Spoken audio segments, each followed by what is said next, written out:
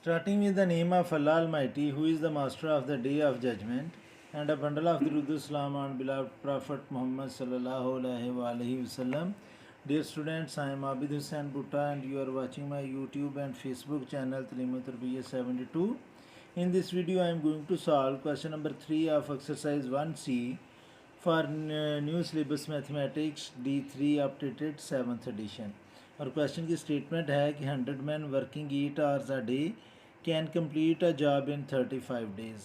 100 men हैं, 8 hours per day वो काम करते हैं और कोई काम जो है वो 35 डेज़ में वो कंप्लीट कर लेते हैं. सपोज़ कि कोई ब्रिज है या कोई रोड वो प्रिपेयर कर रहे हैं तो 35 डेज़ में 100 men 8 आवर काम करके कंप्लीट कर लेंगे. How many man should be employed to finish the job in 25 days. अगर स्टूडेंट्स वही काम जो है वो हमने 25 डेज़ में कंप्लीट करना हो तो कितने आदमी रिक्वायर्ड होंगे, और उनके जो वर्किंग आवर्स हैं वो भी 8 की बजाय 10 हो गए हैं, तो हमें कितने आदमी रिक्वायर्ड होंगे. तो ये मैन चूँकि हमने फाइंड करने हैं तो हम मैन को लिखेंगे तीसरे नंबर पर, और बाकी डेज़ और आवर्स जो वर्किंग आवर्स हैं वो हम पहले लिखेंगे. तो ये क्वेश्चन नंबर है स्टूडेंट्स 3. क्वेश्चन नंबर 3 एक्सरसाइज है एक्सरसाइज नंबर 1C.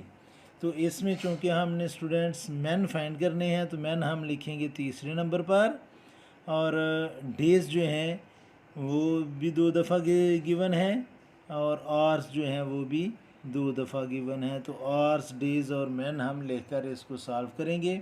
तो 100 मैन है स्टूडेंट्स और डेज़ हैं 35 और आवर्स करते हैं वो 8 आवर्स काम करते हैं, यानी कि 35 डेज़ में 8 आवर काम करके 100 आदमी जो हैं वो कोई प्रोजेक्ट कंप्लीट करते हैं. तो हमने फाइंड करना है कि कितने मैन हमें रिक्वायर्ड हों अगर हमारे नंबर ऑफ़ डेज़ जो हैं वो 35 की बजाय 25 हों और जो वर्किंग आवर्स हैं वो भी 8 की बजाय 10 हो जाएं.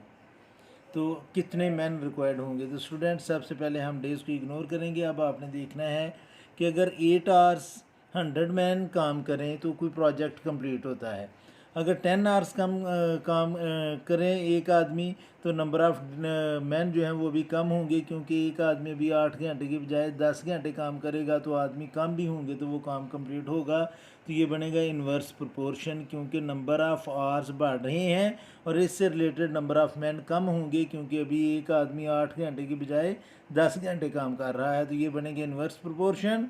और इन्वर्स प्रोपोर्शन के लिए आपको पता है कि हम सीक्वेंस को डिस्टर्ब करते हैं तो ये आ जाएगा 10, नीचे वाला नंबर जो है वो न्यूमरेटर बनेगा ओवर 8 मल्टीप्लाई बाय.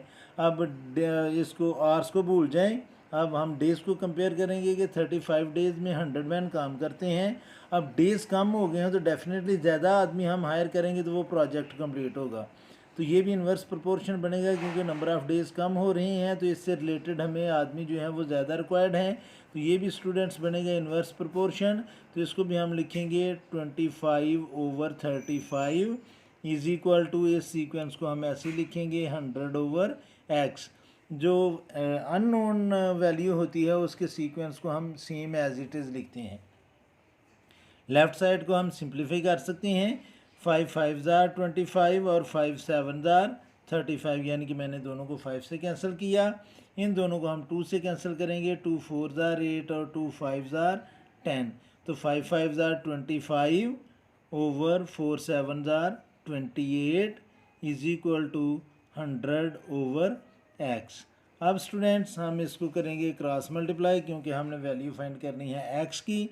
तो ये आएगा x मल्टीप्लाई बाय 25, यानी कि BCM कर रहे हैं, is equal to 100 multiply by 28. BCM का मतलब है कि नीचे वाले नंबर को दूसरी साइड के ऊपर वाले नंबर से और लेफ़्ट साइड के डिनोमिनेटर को राइट साइड के न्यूमरेटर से मल्टीप्लाई करना. तो अब स्टूडेंट्स ये 25 जो है वो x से मल्टीप्लाई कर रहा है, राइट साइड पर जाकर ये डिवाइड करेगा. तो x की वैल्यू हमारे पास होगी 100 मल्टीप्लाई बाय 28 ओवर 25. तो 25 और 100 कैंसिल होते हैं. 25 1 25 और 25 4 100. तो x की वैल्यू स्टूडेंट्स हमारे पास आएगी 4 मल्टीप्लाई बाय 28, और 4 और 28 को जब हम मल्टीप्लाई करेंगे तो ये आ जाएगा 112.